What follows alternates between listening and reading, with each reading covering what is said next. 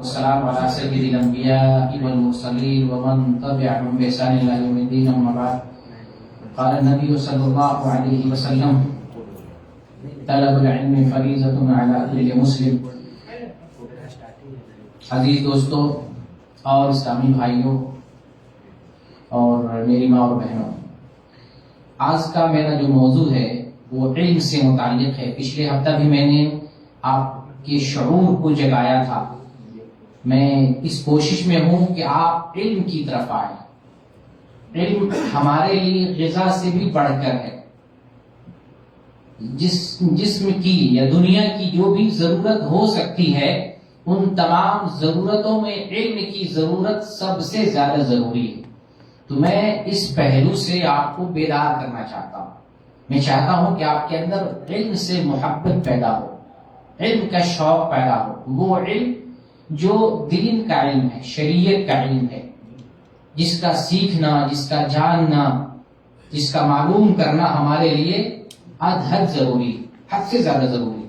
اللہ کے رسول صلی اللہ علیہ وسلم نے فریضہ قرار دیا. پہلے اللہ کا فرمان سنتے اللہ تعالیٰ قرآن میں ارشاد فرماتا ہے: یرفع اللہ الذین آمنوا منکم والذین اوتوا العلم درجات. اللہ تعالیٰ علم والے کو اور ایمان والے کے درجے کو بلند کرتا ہے. یرفع اللہ الذین آمنوا منکم والذین اوتوا العلم درجات.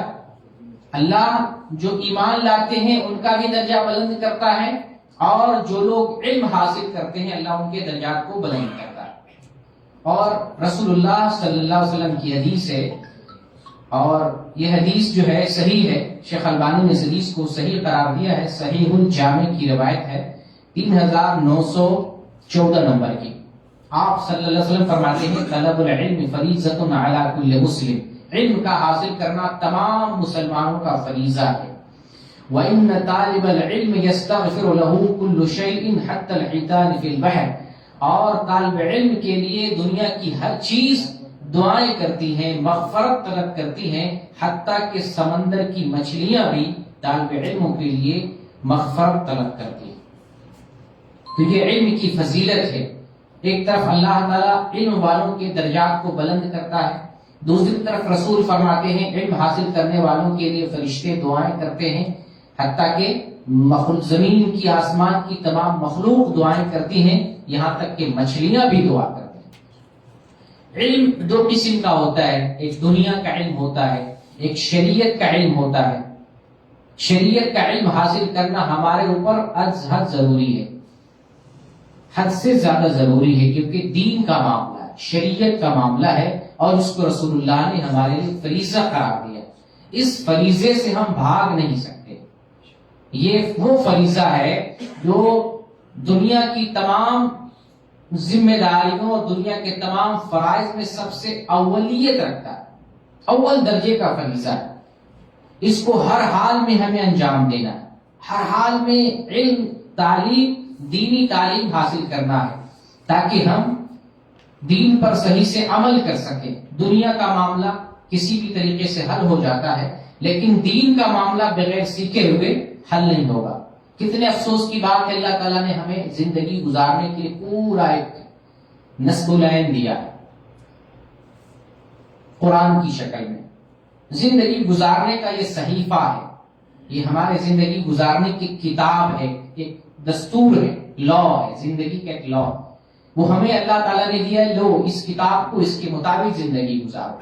اور افسوس کی بات ہے کہ ہم اس کتاب کو جانتے نہیں، اس کو سیکھتے نہیں ہیں، اس کتاب کے بارے میں علم حاصل نہیں کر رہے. جو کتاب ہماری زندگی سے ریلیٹڈ ہے اسی سے بھاگ رہے ہیں. افسوس کی بات ہے کہ جو کتاب ہمارے لیے دنیا کے لیے بھیجی گئی ہے کہ یہ لو، یہ دنیا کی کتاب ہے، یہ کتاب ایسا نہیں ہے کہ ہم آخرت میں مانیں گے، آخرت پر اس میں عمل کریں گے. نہیں، اسی دنیا میں ماننا، اسی دنیا میں عمل کرنا، اس کتاب کے مطابق زندگی گزارنا. جیسا کہ حدیث ہے، رسول اللہ صلی اللہ علیہ وسلم کے بارے میں سیدہ عائشہ سے سوال کیا گیا، نبی صلی اللہ علیہ وسلم کے اخلاق کیسے تھے، آپ کی زندگی، آپ کی سیرت کیسی تھی؟ تو آپ رضی اللہ عنہا بیان کرتی ہیں کہ رسول اللہ صلی اللہ علیہ وسلم کی زندگی قرآن ہے. یعنی آپ صلی اللہ علیہ وسلم جو قرآن کہتا ہے اس پر عمل کرتے تھے. قرآن کی جو تعلیم ہے اس تعلیم کو اپنی زندگی میں نافذ کرتے تھے. قرآن جو سکھاتا ہے، سمجھاتا ہے، بتاتا ہے، تعلیم دیتا ہے، حکم دیتا ہے، منع کرتا ہے، ان چیزوں پر رسول اللہ صلی اللہ علیہ وسلم عمل کرتے تھے. قرآن کا جیتا جاگتا نمونہ تھے. تو یہ قرآن اللہ تعالیٰ نے ہمیں یہ زندگی میں، اس دنیا کی زندگی میں دیا. یہ قرآن لو، اس کے مطابق زندگی گزارو. ہم اس قرآن سے بھاگ کر ویسٹرن کلچر کو اور مغربی تہذیب کو اور دنیا کے رسم و رواج کو فالو کرتے ہیں. تو یہ افسوس کی بات ہے. جو کتاب اللہ تعالیٰ نے ہمارے لیے بھیجا ہے اس دنیا میں اس پر عمل کرنے کے لیے. تو دین کا علم، شریعت کا علم ہمارے لیے بہت زیادہ سیکھنا اور اس کا جاننا ضروری ہے. آپ ایک مثال سے اس بات کو سمجھنے کی کوشش کریں. ہم میں سے بیٹھے ہوئے ہر آدمی کو دنیا کا کوئی نہ کوئی علم آتا ہے، کوئی فن، کوئی ہنر آتا ہے. اس ہنر کے بدلے ہم روزی کماتے ہیں، کھاتے پیتے ہیں، اور اس فن کو اور اس علم کو، دنیا کا جو علم ہے، کام ملا کر دنیا کا ہم کام چلا رہے ہیں. دنیا کا معاملہ ہمارا فٹ. ایک تعلیم ہم نے حاصل کر لی، ایک ہنر ہم نے سیکھ لیا، اس کے سہارے دنیا کا معاملہ ہمارا ختم ہو گیا، کام چل رہا ہے، دنیا کی زندگی کٹ رہی ہے. تو یہ جس طریقے سے دنیا کی ایک یہ زندگی ہے، اسی طریقے سے آخرت کی بھی ایک زندگی ہے. اس زندگی کو اسی طرح سے گزارنے کے لیے ہمیں ابھی سوچنا ہے، یہی سوچنا ہے، اسی وقت سوچنا ہے. کیونکہ آخرت میں پھر جو ہے وہاں سوچیں گے تو فائدہ نہیں. اس دنیا کے بعد جو آنے والی دنیا ہے وہاں پر بھی جس طریقے سے یہاں مگن ایک فن ہم نے سیکھ لیا، ایک ہنر ہم نے سیکھ لیا، دنیا کی گاڑی چل رہی ہے، کاروبار چل رہا ہے، زندگی چل رہی ہے، کھا رہے ہیں، سارا کام ہو رہا ہے، گھر ہے، بچے ہیں، اولاد ہے، کھا پی رہے ہیں. تو دنیا کا معاملہ چل رہا ہے. آخرت میں بھی ایک دنیا ہے، اس دنیا کا بھی معاملہ ہمارا اسی طریقے سے چلتا رہے. اس کے لیے یہی سوچنا پڑے گا، یہی عمل کرنا پڑے گا.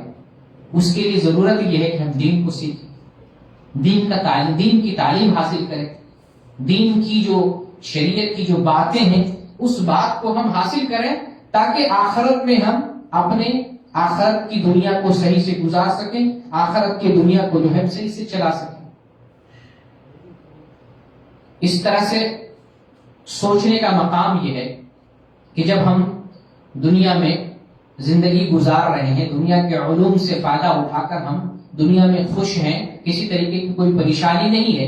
آنے والی دنیا ہے، وہاں پر بھی سکھ اور دکھ ہے، وہاں پر بھی اسی طریقے سے ہمیں سوچنا ہے کہ وہاں پر بھی ہم اچھے طریقے سے زندگی گزاریں. تو آپ کے لیے سوچنے کا یہ مقام ہے کہ جب ہم مرتے ہیں، قبر میں جاتے ہیں، وہاں سوالات کیے جائیں گے. من ربک، ما دینک، من نبیک. تمہارا رب کون ہے، تمہارا دین کیا ہے، تمہارے نبی کون ہے. یہ سارے سوالات ہوں گے. یہ سوال علم ہے نا، اس علم کا جواب کیسے دے گا اور کون دے گا؟ جو علم حاصل کرے گا. سوال علم ہوتا ہے، سوال اس سے کیا جاتا ہے جو اسٹوڈنٹ ہوتا ہے، طالب علم ہوتا ہے، جو علم سیکھنے والا ہوتا ہے. آپ سے سوال کیا جائے گا، ہم سے سوال کیا جائے گا، تمہارا رب کون ہے، تمہارا دین کیا ہے، تمہارے نبی کون ہے. یہ سوال ہے، یہ علم ہے. تو اس علم کو یہاں جاننا ہے. مرنے کے بعد جانیں گے تو پھر قبر میں جواب کیسے دیں گے؟ اس کا جواب یہاں سیکھنا ہے. وہ علم ہمیں یہاں دنیا میں لینا ہے. پھر اس کے بعد اللہ سے ہمارا سامنا ہوگا، مقابلہ ہوگا، اللہ کا سامنا ہوگا. وہاں حساب و کتاب کے دن پائی پائی کا اللہ حساب لے گا. تم نے جوانی کہاں گزاری، تم نے زندگی کیسے گزاری، تم نے دین کتنا سیکھا، تم نے عمل کتنا کیا، تمہارا معاملہ یہ ہے وہ ہے. حساب و کتاب کا تعلق، میتھمیٹکس کا تعلق علم سے ہے. یہ علم تو آخرت میں جب اللہ سوال کرے گا زندگی کے بارے میں، مسائل کے بارے میں، یہاں کے معاملات کے بارے میں، تو یہ پوچھنا یہ علم ہے. تو جب یہ سارا آخرت کا سارا معاملہ علم پر مبنی ہے تو اس علم کو یہاں سیکھنا کتنا زیادہ ضروری ہے.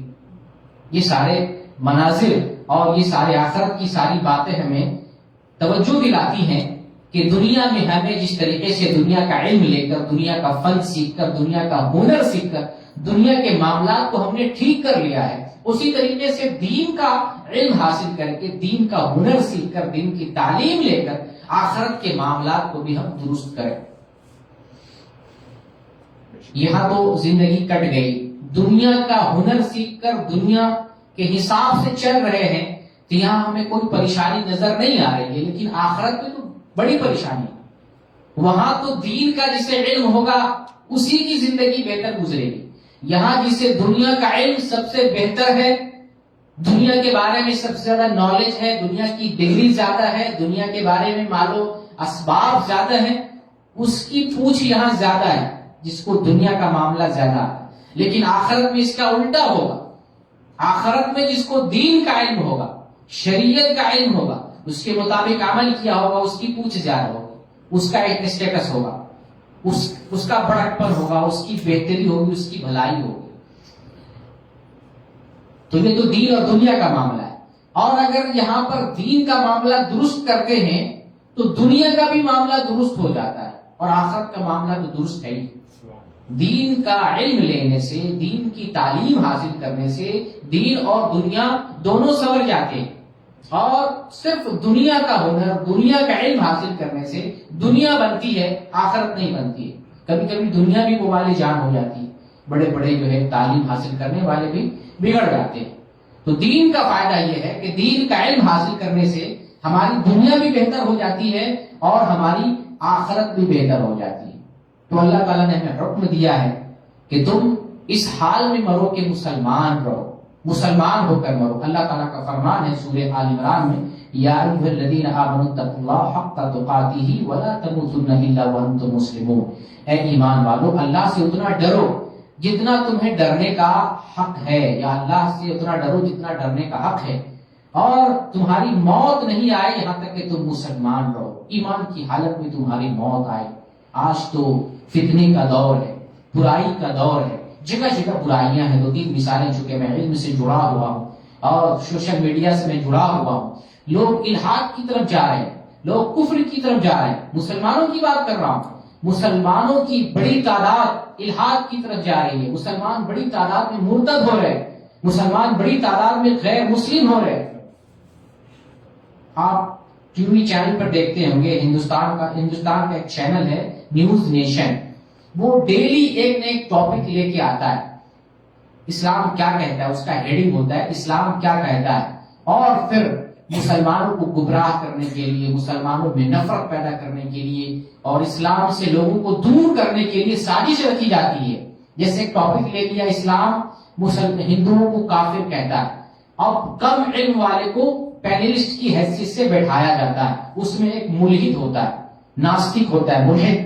خاص طور سے 2 نام ہندوستان میں بڑا مشہور ہے، ایک ساحل نام کا ہے اور ایک سمیر نام کا ہے. اپنے آپ کو ایکس مسلم کہتا ہے، یعنی پہلے مسلمان تھا، بعد میں اس نے اسلام کے اندر خرابی دیکھی تو اسلام کو چھوڑ دیا.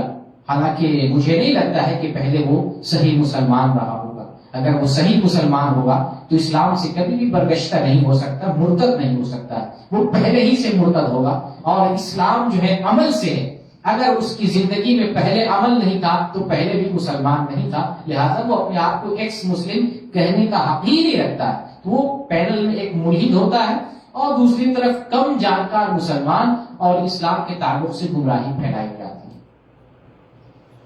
ایک لڑکی نے مجھے سوال کیا کہ اسلام میں عورت کا ختنہ جائز ہے کہ نہیں جائز. وہ دینی تعلیم سے پڑھی لکھی کم تھی، دنیاوی تعلیم تھی، اور مغرب میں، یورپ ممالک میں عورتوں کے ختنہ پر پابندی ہے. بہت سارے ممالک، آسٹریلیا میں، آپ کو جو ہے امریکہ میں، بہت سارے ممالک میں عورتوں کے ختنہ پر پابندی ہے. لیکن چونکہ اسلام کے اندر اس کی اجازت ہے تو کیا جا سکتا ہے. تو اس نے سوال کیا کیا اسلام میں ختنہ کی اجازت ہے؟ عورت نے سوال کیا. میں نے کہا ہاں اسلام میں اس کی اجازت ہے. اس نے دلیل مانگی، میں نے دلیل دے دی. دلیل دینے کے بعد وہ کہتی ہے کہ میں اس پر ایمان نہیں لاتی ہوں، یہ کمزور حدیث ہے، میں اس حدیث کی کتاب کو نہیں مانتی ہوں، میں صرف 2-4 کتابوں کو مانتی ہوں، بخاری، مسلم، ابو داؤد، نسائی، باقی جتنی کتابیں حدیث کی نہیں مانتی ہوں، کیونکہ اسلام کی تعلیم ایسی نہیں ہو سکتی ہے. تو ایک مسلمان عورت ہے، دنیا کی تعلیم ہے، اور وہ یہ تسلیم کر رہی ہے، وہ یہ کہہ رہی ہے کہ میں ہر حدیث کو نہیں مانوں گی، حدیث کی ہر بات کو نہیں مانوں گی، حدیث کی ہر کتاب کو نہیں مانوں گی، صرف 2-4 کتابوں کو مانتی ہوں. تو وہ کہتی ہے کہ جب مغرب کے لوگ، امریکہ والے اس کو غلط کہتے ہیں، اسلام اس کو کیسے صحیح کہہ سکتا؟ تو ہمارا پیمانہ امریکہ نہیں ہے، یورپ کلچر نہیں ہے، مغرب نہیں ہے. اسلام نے کسی چیز کو جائز ٹھہرایا ہے، وہ جائز ہے. ہم اپنی عقل سے اس کو نہیں ناپیں گے، ہاں یہ عورت کا معاملہ ہے ختنے کا، یہ جواز کی حد تک ہے، ضروری نہیں ہے، جواز کا مسئلہ ہے، اگر کرے تو کوئی مسئلہ نہیں کرے تو بھی کوئی مسئلہ نہیں۔ اب مغرب کی وجہ سے کوئی مسلمان لڑکی جو ہے بہک رہی ہے اسلامی پلیٹ فارم سے، وہ کھسک رہی ہے، یہ ساری چیزیں جو ہے سوشل میڈیا پہ نظر آ رہی، لوگ اس طریقے سے اسلام سے جو ہے برداشتہ ہو رہے ہیں، اسلام سے دور ہو رہے ہیں۔ تو ہمیں دیکھنا یہ ہے کہ ہم مسلمان ہیں، کلمہ پڑھنے والے ہیں، اللہ تعالیٰ نے ایک لا دیا ہے، دستور دیا ہے، قرآن دیا ہے، اور ہم قرآن کو جانے بغیر قرآن پہ عمل نہیں کر سکتے ہیں، جبکہ قرآن زندگی کا دستور ہے۔ قرآن ایسا نہیں کہ ہم طاق میں رکھیں، گھر میں رکھیں، لائبریری میں سجانے کے لیے رکھیں، قرآن ایسے اس لیے آیا ہے کہ ہم زندگی میں نافذ کریں، زندگی قرآن کے مطابق ہمیں گزارنا ہے، تو ضروری ہے کہ ہم قرآن کو جانیں، قرآن کو سیکھیں۔ اور پھر آج ہم الحاد کے زمانے میں ہیں، کفر جو ہے چوٹی پر ہے، ارتداد کا مسئلہ ہے، لوگ جو ہے اسلام سے پھر رہے ہیں، اسلام کے خلاف بدگمانی پھیلائی جا رہی ہے۔ اگر آپ کا ایمان کمزور ہوگا، تعلیم کمزور ہوگی، اسلام کے بارے میں صحیح نالج نہیں ہوگا، آپ بھی کہیں نہ کہیں کسی ملحد کے شکار ہو سکتے ہیں، آپ کے اندر بھی کہیں نہ کہیں اسلام کے تعلق سے شبہ پیدا ہو سکتا ہے۔ حیدرآباد سے میرے پاس خبر آئی ہے، ایک آدمی اہل حدیث، قرآن و حدیث کو ماننے والا، اور اب وہ اعتراض یہ کر رہا ہے کہ بخاری میں ایسی حدیث ہے، ویسی حدیث ہے، دیکھو صحابہ ایک دوسرے کو گالی دیتے ہیں، صحابہ میں زنا کرنے والے بھی تھے، صحابہ شراب بھی پی لیتے تھے، صحابہ ایسا کرتے تھے، قتل بھی کر رہے تھے، جھگڑا لڑائی بھی کر رہے تھے، تو یہ حدیث ہم نہیں مانتے۔ یہ حدیث، جو حدیث صحیح ہے، صحیح لگتی ہے، ہمارے عقل میں ہے، وہ مانیں گے۔ جو حدیثیں کمفرٹیبل نہیں ہے، عقل میں نہیں آتی ہے، انسانیت کو شرمسار کرنے والی ہے، یا آج کے زمانے کے حساب سے نہیں لگ رہی ہے، ایسی حدیث کو نہیں مانیں گے، چاہے بخاری ہی میں کیوں نہ ہو، مسلم ہی میں کیوں نہ ہو۔ یہ اہل حدیث کی میں بات بتا رہا ہوں۔ امت کہاں سے کہاں جا رہی ہے، جو حدیث کی دو کتابیں بخاری اور مسلم، جس کی تمام احادیث کی صحت پر پوری امت کا اجماع ہے، اس کے باوجود عوام اس سے نکل رہی ہے۔ لوگ بخاری اور مسلم کے تعلق سے بھی شبہ میں پڑ گئے کہ پتہ نہیں اس کی حدیث صحیح ہے کہ ضعیف ہے۔ ایسا ماحول ہو گیا۔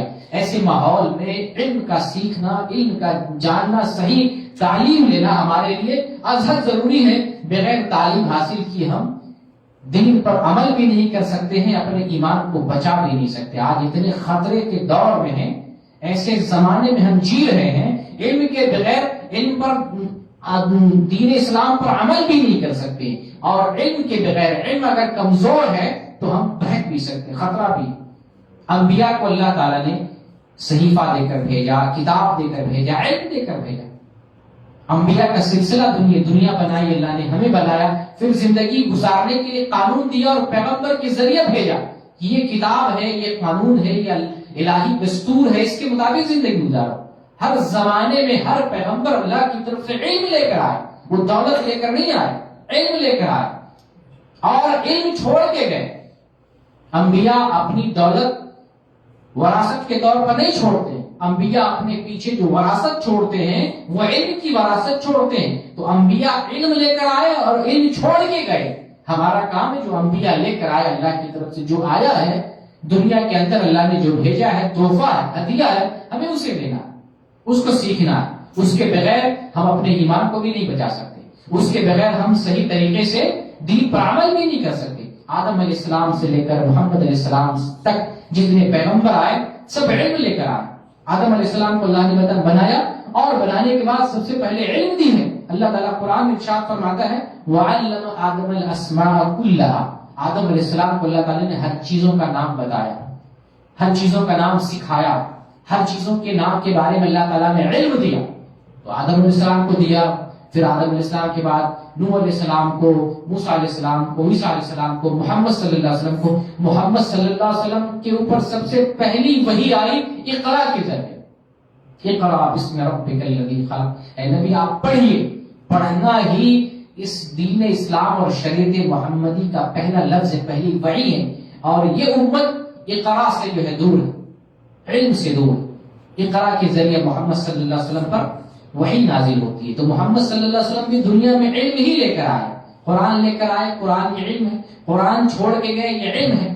تو قرآن جو علم لے کے آئے، جو علم چھوڑ کے گئے، اسی علم کو ہمیں سیکھنا ہے، حاصل کرنا ہے، تاکہ ہم دین پر صحیح سے عمل کر سکیں، صحیح سے نماز پڑھ سکیں، صحیح سے زکوٰۃ دے سکیں، صحیح سے عمرہ کر سکیں، صحیح سے حج کر سکیں، اور خاص طور سے اپنے ایمان کو بھی بچا سکیں۔ علم کی کمزوری نہ صرف آپ کو عبادت میں، معاملات میں گمراہ کر دے گا، بلکہ علم کی کمزوری کی بنیاد پر آپ جو ہے بہک سکتے ہیں، ملحد کے شکار ہو سکتے ہیں۔ ارتداد کا زمانہ ہے، ہو سکتا ہے کسی کے ہاتھوں اور کسی کے ہاتھ کنڈے کے شکار ہو جائے اور اسلام سے برگشتہ ہو کر کہیں اور چلے جائیں۔ سے بڑی تعداد، خاص طور سے بڑی تعداد میں لڑکیاں غیر مسلم ہو رہی ہیں، غیر مسلموں کے ساتھ بھاگ رہی ہیں، اپنا ایمان بیچ رہی ہیں، کیونکہ عورتوں میں تعلیم کی کمی ہے۔ مردوں میں چلے، مردوں کا ماحول کیا ہوتا ہے، تعلیم کم ہوتی ہے، پھر بھی اجتماعات میں مرد جاتے ہیں، علماء سے جڑے رہتے ہیں، سوال پوچھتے ہیں، تو اس طریقے سے مردوں کے پاس علم سیکھنے جاننے کا کچھ نہ کچھ ذریعہ ہوتا ہے۔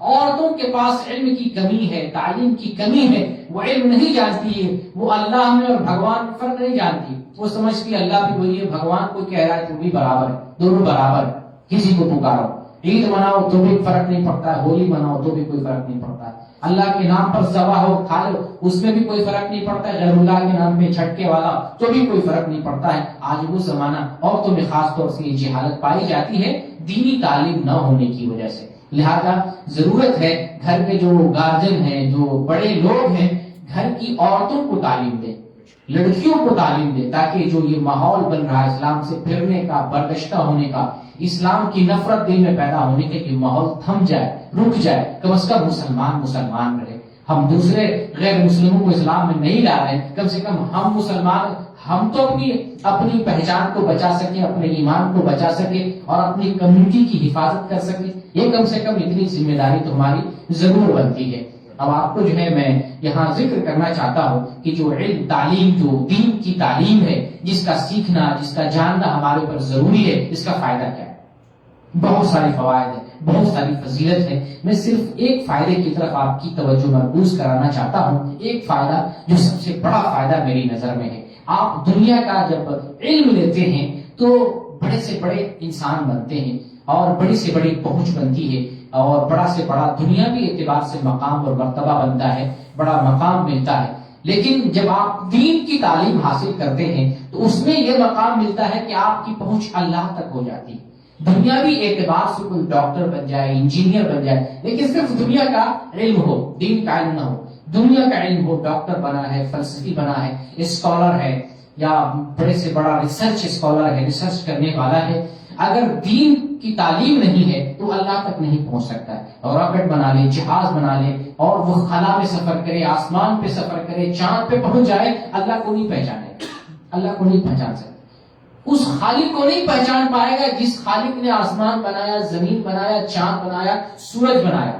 دنیا کا علم لینے سے آپ اللہ کی معرفت نہیں پہچان سکتے، اللہ کی معرفت انسان کو حاصل نہیں ہو سکتی۔ یہ سب سے بڑا امتیاز، یہ سب سے بڑا فرق میں بتا رہا ہوں دنیاوی اور دینی تعلیم میں، کہ دنیا کی اگر تعلیم ہے تو وہ شخص اللہ تک نہیں پہنچ سکتا ہے، لیکن دین کی تعلیم ہے تو آپ اپنے بنانے والے کو پہچان سکتے ہیں۔ بھلے آپ خلا میں سفر نہ کر سکیں، آپ راکٹ نہ بنا سکیں، جہاز نہ بنا سکیں، موبائل نہ بنا سکیں، مشینری چیزیں آپ ایجاد نہ کر سکیں، لیکن دینی تعلیم سے آپ کم از کم اتنا تو جان سکتے ہیں کہ اس زمین کو کس نے بنایا، آسمان کو کس نے بنایا، سورج کو کس نے بنایا، چاند کو کس نے بنایا، ہم کو کس نے بنایا، ہم کو کس لیے بنایا، ہم کو اس دنیا میں کیوں بھیجا ہے، اس کے بعد کیا، یہ ساری حقیقت آپ کے اوپر کھل جائے گی اور واضح ہو جائے گی۔ یہ دینی تعلیم کا فائدہ ہے۔ دنیا کی تعلیم میں یہ دنیا کا بھی معاملہ انسان نہیں سمجھ پاتا، دنیا کا معاملہ صرف کھانے پینے تک، جو دنیاوی اعتبار سے آدمی جو کچھ سیکھتا ہے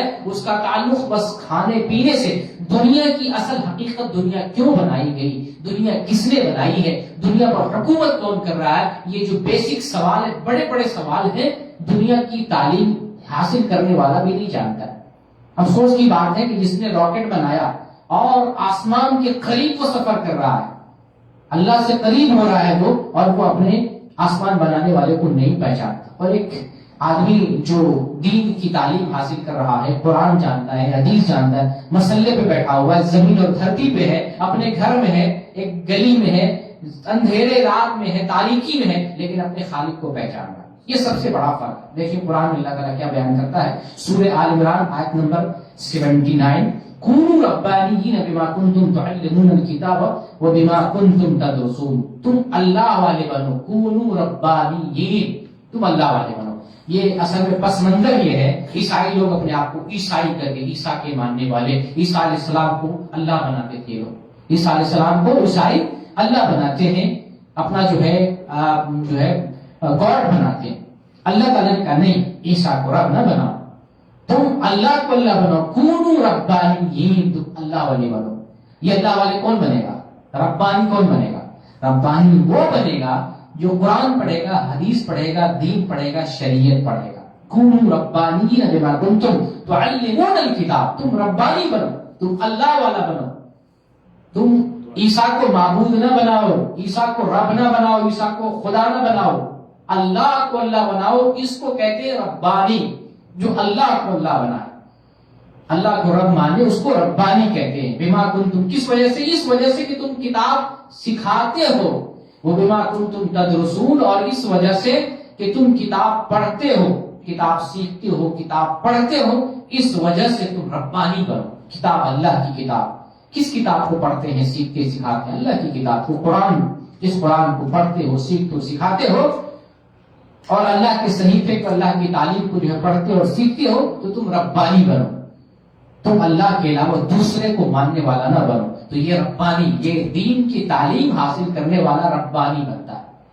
تو انشاءاللہ یہ جذبہ ہمارے اندر ہونا چاہیے کہ ہم دین کی تعلیم لیں تاکہ ہم ربانی بنیں، اللہ کو، اپنے خالق کو پہچان سکے، اپنے مالک کو جو کھانے کے لیے دے رہا ہے اسی کو نہیں پہچانتے، جو زندگی دے رہا ہے اسی کو نہیں پہچانتے، جو موت دینے والا اسی کو نہیں پہچانتے، جس کی بنائی زمین پر چل رہے ہیں اسی کو نہیں جانتے، جس نے جو ہمیں جو ہے ہر نفس میں سانس دے رہا ہے، زندگی دے رہا ہے، ہر نفس اس کی مہربانی ہے، اس کو نہیں پہچانتے ہیں۔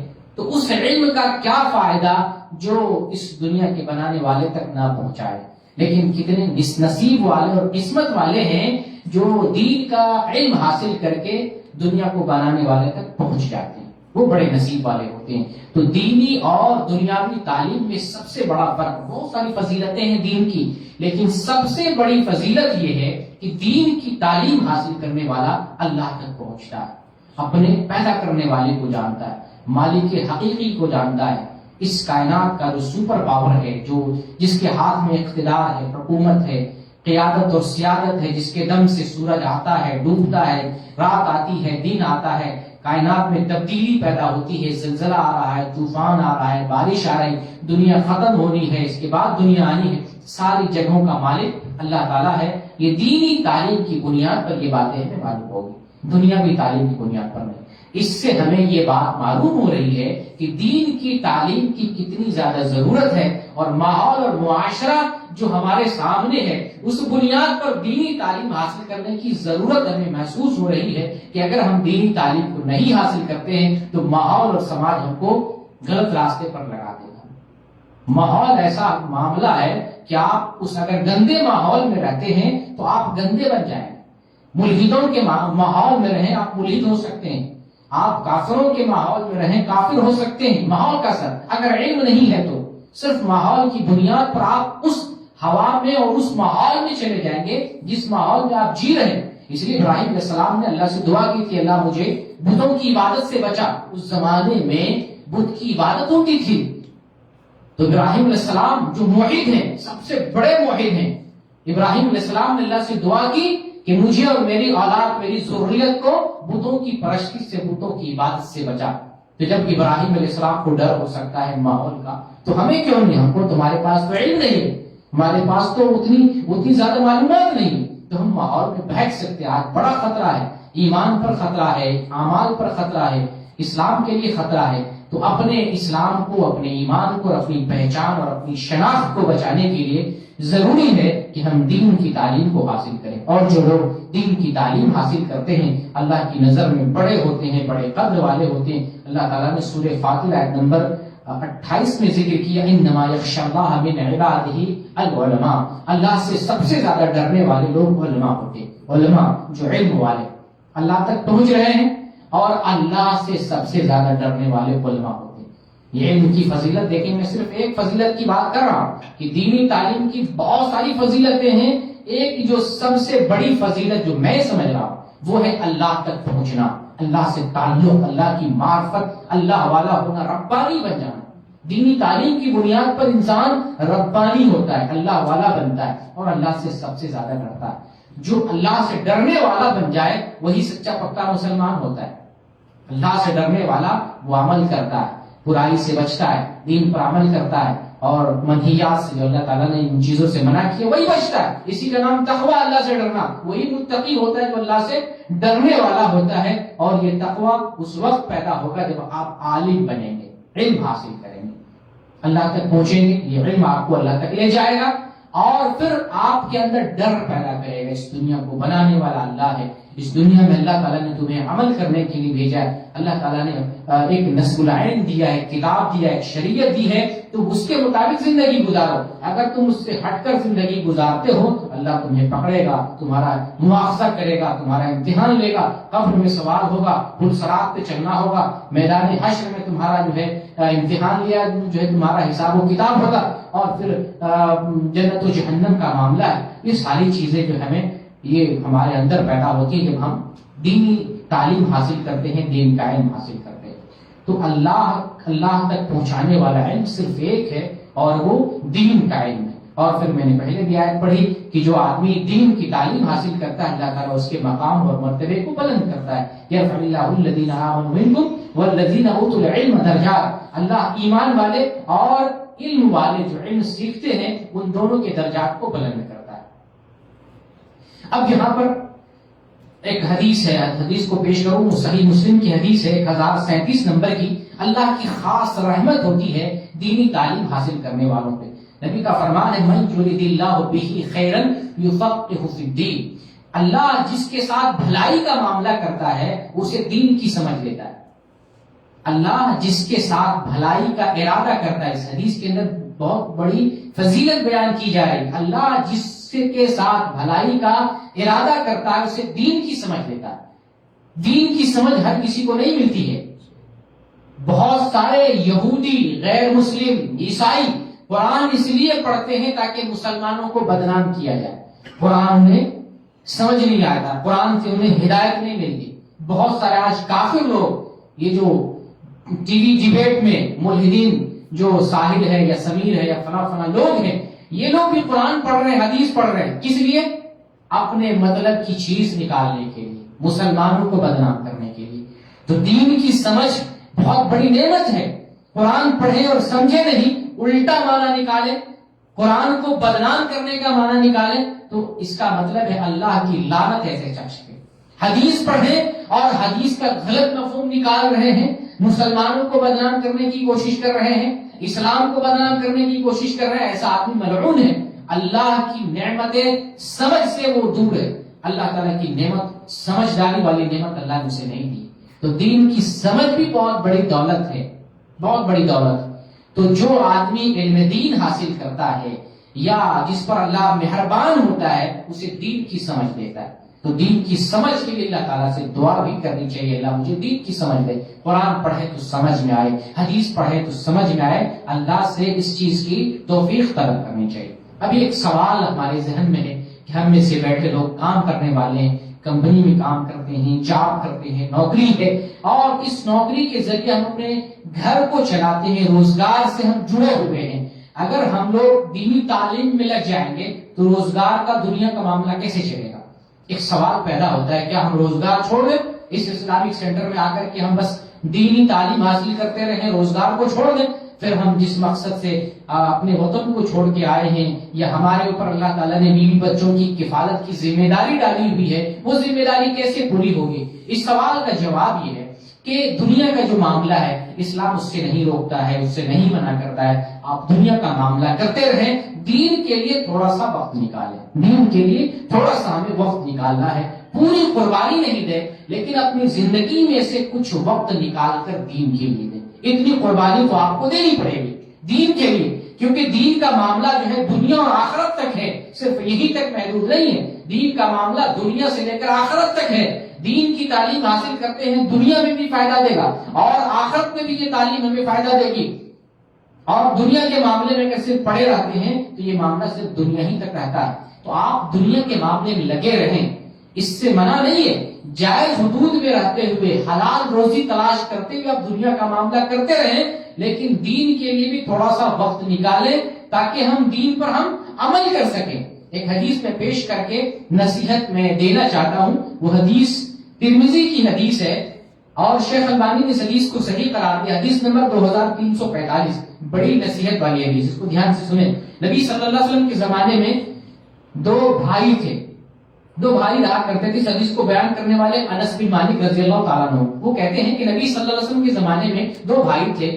ایک بھائی رسول اللہ کی خدمت میں آیا کرتا تھا، آپ سے ملاقات، آپ کی خدمت، آپ سے دین حاصل کرنے کے لیے کہ ہم دین سیکھیں. دوسرا بھائی کاروبار کرتا تھا، محنت مزدوری کرتا تھا، کماتا تھا. تو یہ بہت دنوں تک یہ معاملہ چلا. کمانے والے بھائی نے دیکھا کہ یہ کچھ کما دے گا، صرف دینی تعلیم پہ لگا ہوا ہے، تو رسول اللہ سے شکایت کی. یہ حدیث صحیح ہے. رسول اللہ سے شکایت کی کہ اللہ کے رسول، میں صرف محنت کرتا ہوں، کماتا کھاتا ہوں، اور میرا دوسرا بھائی ہے وہ تو صرف دینی تعلیم میں لگا ہوا، وہ کچھ کماتا نہیں، وہ کچھ کام نہیں کر رہا. تو رسول اللہ صلی اللہ علیہ وسلم نے جواب دیا، لعلک ترزق بہ، تمہیں جو اللہ روزی دے رہا اس بھائی کی بنیاد پر جو دینی تعلیم حاصل کرنے کے لیے آ رہا. تو دینی تعلیم کی بنیاد پر روزی روٹی کا معاملہ بھی حل ہوتا ہے. میں پچھلے ہفتہ بھی کہا کہ آپ جو سینٹر میں 1 گھنٹہ 2 گھنٹہ یا 3 گھنٹے کے لیے آپ آ رہے ہیں، اس سینٹر میں آنے کی بنیاد پر یا اس سینٹر میں آ کر دینی تعلیم حاصل کرنے کی وجہ سے پتہ نہیں اللہ آپ کی کس کس پریشانی کو ٹال دے گا، آپ کے کم پیسے میں کتنی برکت ڈال دے گا، کم پیسے میں آپ کتنا کام کر لے جائیں گے. آپ کو اس وقت اندازہ ہوگا جب کوئی کام کر رہے ہوں گے اور آپ کا کام بن رہا ہوگا. میں نے تو اپنی زندگی میں دیکھا جو دین کا کام کرتے ہیں، دین سیکھتے ہیں، دین پر عمل کرتے ہیں، اللہ کبھی وقتی پریشانی دیتا ہے تو پھر پریشانی سے ایسے نکالتا ہے کہ دل خوش کر دیتا ہے. تو یہ جو دین کے لیے آپ آ رہے ہیں، کچھ وقت نکال رہے ہیں، اس کی بنیاد پر اللہ آپ کو بہت ساری جگہ پہ فائدہ دے رہا ہوگا، اس میں کوئی شبہ نہیں. تو نبی کا یہ فرمان ہے کہ تمہیں جو روزی مل رہی ہے اس بھائی کی وجہ سے مل رہی ہے جو علم دین حاصل کر رہا ہے، جو میرے پاس آتا ہے، علم سیکھتا ہے، علم حاصل کر رہا ہے. تو اس سے نہیں گھبرائے کہ اگر آپ کو کام سے یا کام کے بعد کچھ وقت ملتا ہے، کچھ وقت نکالنا پڑتا ہے، کچھ وقت کی قربانی دینی پڑ رہی ہے، کچھ پیسے کی قربانی دینی پڑ رہی ہے، کچھ محنت کرنا پڑ رہا ہے، تو آپ یہ نہ سمجھیں کہ میرا بڑا نقصان ہو گیا. اگر اس وقت جو ہے اوور ٹائم کر رہا ہوتا تو بڑا پیسہ ہوتا، ایک ٹپ لگا لیتا تو اس میں پیسہ بن جاتا. اس وقت کو ہم دنیا میں لگا لیتے، ہمیں کچھ دنیا کا مال حاصل ہو جاتا. اس طور پر ہمیں افسوس کرنے کی ضرورت نہیں ہے، بلکہ یہ سوچنا ہے کہ ہمیں دنیا کا بھی معاملہ چلتا ہے، اس کو بھی نہیں چھوڑنا ہے تاکہ اپنی زندگی گزارے. دین کے لیے بھی مقررہ طور پر ایک وقت نکالیں، اس وقت میں دین حاصل کریں تاکہ اس برکت سے ہماری روزی بھی حلال ہو، روزی میں برکت ہو. دنیا کا بھی معاملہ، ہمیں جو روزی مل رہی ہے اللہ اس روزی کو باقی رکھے، اس کے اندر برکت ہو، اور جو پریشانی آنے والی اللہ تعالیٰ اس پریشانی کو ٹال بھی دے ہم سے. یہاں آپ سے کچھ واقعات بھی شیئر کرنا چاہتا ہوں تاکہ ایمان تازہ ہو، ہماری عقلیں کھلیں. ہمارے ضمیر جو ہے سو گئے ہیں، اس کو ہم جگانے کی کوشش کر رہے ہیں.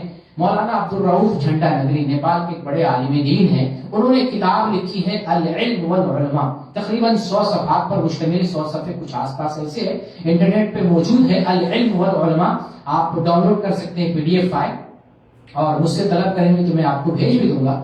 اس کتاب میں بڑے واقعات، علم کے واقعات، علماء کے واقعات، علم کیسے سیکھتے تھے، کتنی محنت کرتے تھے، کتنا لگن ہوتا تھا، کتنا شوق اور جذبہ ہوتا تھا، بہت سارے واقعات انہوں نے جمع کیا. ایک واقعہ میں آپ سے شیئر کرنا چاہتا ہوں. وہ ذکر کرتے ہیں امام شافعی رحمۃ اللہ علیہ کا واقعہ. 4 مشہور اماموں میں سے مشہور امام شافعی رحمۃ اللہ علیہ. وہ بیان کرتے ہیں کہ میں 13 سال کی عمر میں اپنا وطن مکہ چھوڑ دیا جہاں میں پیدا ہوا تھا. جب میں نکل رہا تھا میرے پاس سامان یا دولت نہیں تھی. 2 یمنی چادر میرے جسم پر، 2 یمنی چادر، سواری بھی نہیں تھی. میں نکل گیا، اور امام مالک جو اس ٹائم مدینے میں حدیث کا درس دیا کرتے تھے، ایک شوق تھا کہ میں امام مالک سے ملاقات کروں، ان سے تعلیم حاصل کروں. یہ شوق دیکھیں، مکہ اور مدینہ یہ ابھی آپ کو دوری کم نظر آ رہی ہے، اس زمانے کا تصور کریں، 450 کلومیٹر ہے، اور زمانہ وہ زمانہ بغیر سواری کا زمانہ.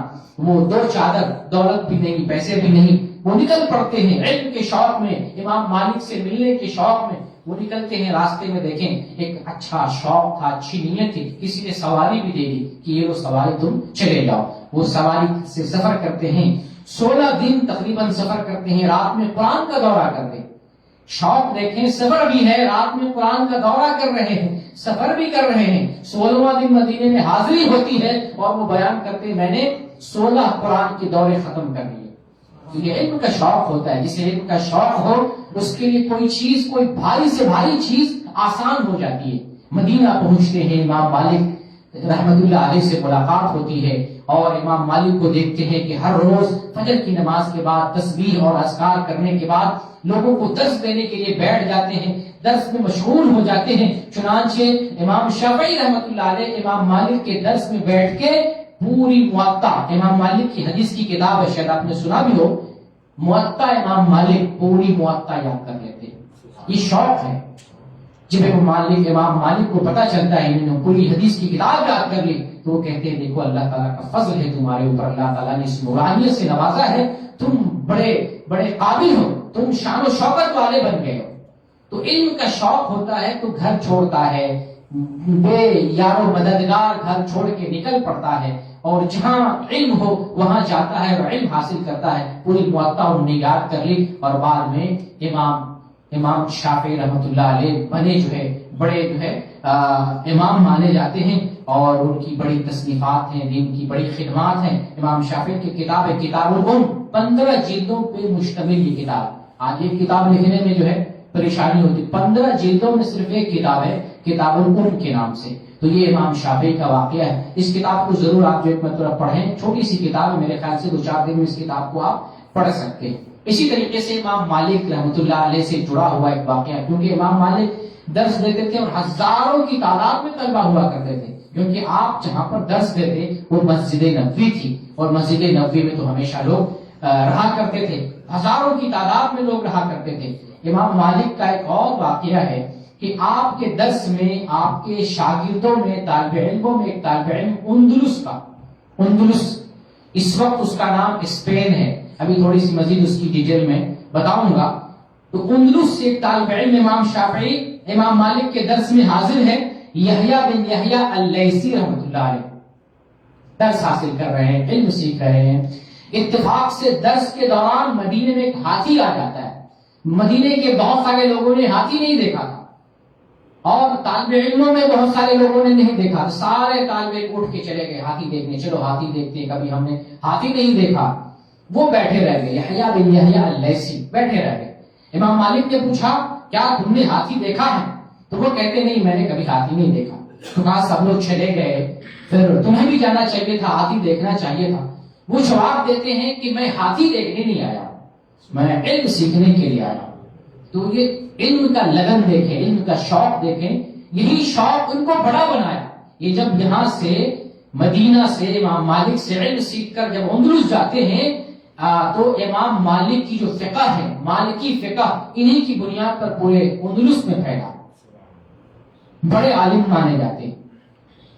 تو علم کی ایک قدر دیکھیں۔ اسی طریقے سے اندلس کا ایک اور شاگرد، ایک اور طالب علم، اندلس سے مکہ اور مدینہ کی دوری تقریباً 6000 سے بھی زیادہ، 6500 کے آس پاس، اتنی دوری علم حدیث کے لیے۔ ایک اور طالب علم اندلس کا، اندلس پہلے اس کو جان لیں، اندلس یہ مسلمانوں کا ملک تھا، مسلمانوں نے 800 سال تک یہاں پر حکومت کی ہے، 800 سال تک بڑی عظیم الشان تاریخ رہی ہے۔ آج اندلس کا نام اسپین رکھا گیا ہے اور اسپین اور پرتگال یہ اصل میں دونوں حصہ اندلس کا ہے، تقسیم ہو گیا۔ صرف اسپین جو ہے ابھی اندلس مانا جا رہا ہے، لیکن پرتگال بھی اس میں شامل ہے۔ یہ طارق بن زیاد جو اسلامی عظیم جرنیل، ایک طرف 1 لاکھ کی تعداد میں عیسائیوں کی تعداد، عیسائی فوج، دوسری طرف 10-12 ہزار کی تعداد میں مسلم فوج، طارق بن زیاد کے ساتھ آپس میں لڑائی ہوتی ہے اور پھر جو ہے مسلمان جنگ جیتتے ہیں اور اندلس کو فتح کر لیتے ہیں۔ اس دن سے 800 سال تک مسلمانوں نے اسپین پر، اندلس پر حکمرانی کی ہے۔ مسلمان وہاں کے جو ہے خاص طور سے فن تعمیر میں گھر بنانے میں بڑے مہارت رکھتے تھے. علامہ اقبال نے وہاں کی ایک تاریخی مسجد پر نظم بھی کہی ہے، مسجد قرطبہ کے نام سے، عظیم الشان مسجد تھی. لیکن جب مسلمانوں میں کمزوری آئی، مسلمان آپس میں اختلاف میں پڑ گئے، مسلمان کمزور ہو گئے، تو پھر یہی 800 سالہ مسلمانوں کی حکومت ختم ہو گئی اور عیسائیوں نے قبضہ کیا. ایسا قبضہ کیا، ایک ایک مسلمان کو، اسپین اور اندلس کے ایک ایک مسلمان کو چن چن کر مارا گیا، ذبح کیا گیا، زندہ جلایا گیا. بڑی جو ہے ہماری تاریخ جو ہے اسپین کی بڑی دلخراش تاریخ ہے. ایک ایک مسلمان کو مارا گیا، ذبح کیا گیا. جو کچھ اپنی جان بچا کر بھاگ گئے، ورنہ 100 سال کے اندر جہاں پر مسلمانوں کی حکومت تھی ایک بھی مسلمان نہیں بچا، ایک بھی مسلمان اسپین کا جو ہے مسلمان نہیں بچا. تو یہ اسپین علم کا گڑھ تھا. جب مسلمانوں نے حکومت کی ہے، مسجدیں تعمیر کی، لائبریریاں تعمیر کی، مدرسے تعمیر کیے، دوسرے ممالک سے حدیث اپنے ملک میں لائے، حدیث کو نقل کر کے لائے، کتابیں شائع کی، بڑے بڑے وہاں امام اور فقیہ پیدا ہوئے اندلس کے اندر. آج ہمارا نام و نشان مٹا دیا گیا، پھر بھی الحمدللہ ابھی کچھ لاکھ میں 4-5 لاکھ کی تعداد میں ابھی بھی وہاں مسلمان ہوں گے جو بعد میں نئے مسلم ہوئے یا کسی ملک کو چھوڑ کر آئے. لیکن اس وقت ایک ایک مسلمان کو ذبح کیا گیا، ایک ایک مسلمان کو ٹارگٹ کر کے یا تو جبرن عیسائی بنایا گیا یا اس کو موت کے جو ہے موت کی نیند سلا دیا گیا. اس اندلس سے ایک اور طالب علم حاصل کرنے کے لیے پیدل سفر کرتے ہیں. اس طالب علم کا نام ہے بقی بن مخلد قرطبی رحمۃ اللہ علیہ. بقی بن مخلد پیدل سفر کرتے ہیں علم حاصل کرنے کے لیے. اندلس سے سفر کرتے ہیں، بغداد جاتے ہیں. یہ دوریاں تقریباً 5000 کلومیٹر کی پیدل سفر کر رہے ہیں. مقصد کیا ہے؟ انہوں نے سن رکھا ہے کہ امام مالک نام سے کوئی امام ہے، کوئی محدث ہیں، حدیث ان کے پاس ہے، اللہ کے رسول کی تعلیم ان کے پاس ہے. ان سے تعلیم حاصل کرنے کے لیے اندلس سے پیدل بغداد آتے، 5000 کلومیٹر کا سفر کرتے. اندلس آئے، بغداد آئے تو معلوم کیا تو پتا چلا کہ بادشاہ وقت نے امام احمد بن حنبل کو درس دینے سے منع کر دیا. امام احمد بن حنبل درس نہیں دے سکتے تھے، منع کر دیا گیا. تو حکومت نے پابندی لگائی، ان کو تکلیف پہنچی، پریشان ہوا کیسے کیا معاملہ ہو. پھر ٹہلتے ٹہلتے درس میں گیا. ایک بہت بڑے امام تھے جرح و تعدیل کے، یعنی جرح و تعدیل کے امام کا مطلب محدثین کی ایک قسم ہے جو راوی پر حکم لگاتے ہیں، فلاں راوی ضعیف ہے، فلاں راوی ثقہ ہے، فلاں راوی صدوق ہے، یعنی راوی پر حکم لگائے. وہ تھے امام یحییٰ بن معین رحمۃ اللہ علیہ. ایک جگہ جو ہے محدثین اور لوگوں کے بارے میں بیان کر رہے تھے، وہ بھی درس میں حاضر ہوئے، بہت سارے سوالات کیے. ان میں سے ایک سوال یہ بھی تھا کہ آپ کی نظر میں امام مالک کے امام احمد بن حنبل کیسے؟ وہ کہتے ہیں تو بڑے پائے کے ہیں، مجھ سے بھی پڑھے ہیں، بڑے ثقہ ہیں، ان سے تعلیم حاصل کرنا چاہیے. بہرکیف وہ جو ہے پھر ان کے اندر مزید شوق پیدا ہو جاتا ہے. جب یہ سنتے ہیں کہ امام احمد بن حنبل پائے کے ہیں، ان سے بھی پڑھے ہیں، پھر شوق پیدا ہوتا ہے. علم سیکھنے کے لیے امام احمد بن حنبل کے گھر پہ جاتے ہیں. وہاں گئے، دستک دی، امام احمد بن حنبل بلاتے ہیں، دروازے کے اندر کر لیتے ہیں. کیا بات ہے؟ ہو سکتا ہے حکومت کا کوئی کارندہ آئے اور مصیبت میں پھنس جائے، کیا مسئلہ ہے؟ وہ کہتے ہیں میں بہت دور سے آیا ہوں، علم سیکھنے کے لیے آیا ہوں، آپ کا نام سن کر آیا ہوں. پوچھا کتنی دور سے آئے ہو؟ وہ کہتے ہیں بہت دور سے. سوال کرتے کہاں سے آئے ہو؟ افریقہ سے. تو بولتے نہیں، بہت اس سے بھی دور، ہم اندلس سے آئے ہیں. امام احمد بن حنبل کہتے ہیں جب اتنی دور سے آئے ہو، اتنا شوق ہے ان کا، تو میرے اوپر تو ضروری بنتا ہے میں تمہیں تعلیم دوں. لیکن حکومت نے پابندی لگائی ہے، میں کسی کو تعلیم نہیں دے سکتا. اس مسئلے کو کیسے حل کیا جائے؟ تو خود وہی کہتے ہیں، بقی بن مخلد، علم کا شوق دیکھیں، علم حاصل کرنے کا شوق. وہ کہتے ہیں کہ میں روزانہ آپ کے پاس آؤں گا اور فقیر کا لباس، پھٹا چٹا لباس لگا کر آؤں گا. فقیر کا لباس ہوگا، لوگ سمجھیں گے یہ بھیک مانگنے والا ہے، فقیر اور کوئی سائل ہے. اس بہانے سے میں آپ کے دروازے کے پاس آؤں گا، آپ 1-2 حدیث سنا دیں گے، پھر میں چلا جاؤں گا. وہ اس طریقے سے ایک سرائے میں جو ٹھہرے، اور سرائے دیکھیے اللہ کی مہربانی، سرائے والے نے فری کر دیا، فری رہو، بغیر پیسے کے رہو. علم سیکھنے کے لیے وہ سائل کا لباس لگا کر علم سیکھنے کے لیے امام احمد بن حنبل کے پاس آتے. روزانہ 1-2 حدیث یاد کر لیتے، پھر واپس چلے جاتے.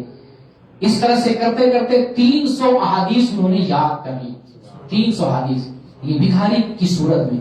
اس طرح کون علم حاصل کرتا ہے جسے علم کا شوق ہو, پتا ہو کہ یہ علم نبوت ہے, علم رسالت ہے, اللہ کی وحی ہے, اللہ کا پیغام, اس کے سیکھنے میں برکت ہے, اس پر عمل کرنے میں برکت ہے, اس کو لوگوں تک پہنچانے میں برکت ہے, وہ ایسا کرتا ہے. پھر اس کے بعد جب 300 حدیث یاد کر لیے تو جو بادشاہ پابندی لگایا تھا اس بادشاہ کا انتقال ہو جاتا ہے, دوسرا بادشاہ آتا ہے, اس کا زمانہ آتا ہے, تو وہ ان سے محبت کرنے والے امام محمد حنبل سے, تو انہوں نے جو ہے پابندی ختم کر دی. اب یہ جو ہے ماشاءاللہ اچھے سے طالب علم کی شکل میں بہترین طریقے سے علم حاصل کرنے لگے, اور علم حاصل کر کے یہاں سے پھر جو ہے اپنے ملک اندلس واپس جاتے ہیں اور پھر وہاں علم پھیلاتے ہیں, جن کی بہت ساری تالیفات ہیں تفسیر میں, حدیث میں. مسند الکبیر کے نام سے حدیث میں کتاب ہے, تفسیر کے نام سے کتاب ہے, تفسیر کی کتاب ہے, بڑی بڑی کتابیں وہ لکھتے ہیں. تو یہ علم کا شوق جو ہے لوگوں کو کہاں سے کہاں پیدل لے کے جا رہا ہے, پھر کس کیفیت میں اور کس انداز میں وہ علم حاصل کر رہے ہیں, یہ بھی جاننے کی ضرورت ہے. تو یہ اس لیے میں بیان کیا کہ اس طرح سے ہمارے اندر علم کا شوق پیدا ہو.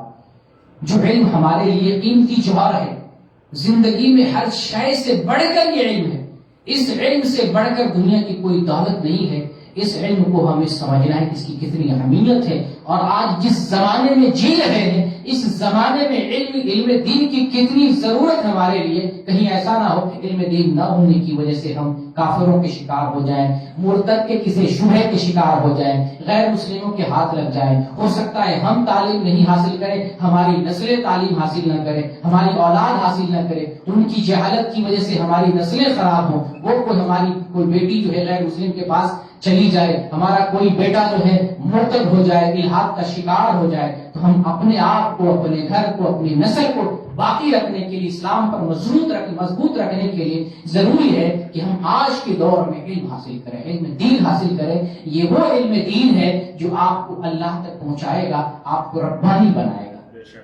اللہ تعالیٰ سے دعا کرتے ہیں اللہ تعالیٰ ہمارے اندر علم کی محبت پیدا کر دے, اور ہمیں اسی طریقے سے ہمیں توفیق دے, اور وقت میں اس طرح سے برکت دے کہ ہم وقت نکال کر علم دین حاصل کرنے کے لیے آئیں. علم کے لیے اللہ تعالیٰ علم حاصل کرنے کے لیے ہمارے اندر کوئی عذر نہ پیدا کر دے, ہمیں کوئی بہانہ بنانے کا راستہ ہمیں نہ ملے. اللہ ہمیں علم کے سیکھنے کے لیے تو آسانی پیدا کر سکتا ہے, علم سیکھنے کے لیے ہمارے لیے تو آسانی پیدا کر دے, علم سیکھنے کی توفیق دے. اس علم کو ہم سیکھیں اور اس علم کو اپنے گھر والوں تک, اپنے رشتہ داروں تک, اپنے محلے والوں تک, جہاں جہاں جن لوگوں سے بھی ہمارا رابطہ ہے, ہم اس علم کو دوسروں تک بھی پہنچانے کی کوشش کریں. اس بات کی ہمیں توفیق دے.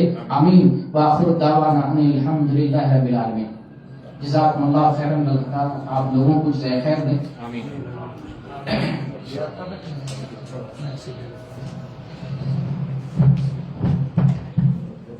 السلام علیکم ورحمۃ اللہ وبرکاتہ. میں آپ کے سامنے دو چیزوں کے لیے حاضر ہوا ہوں.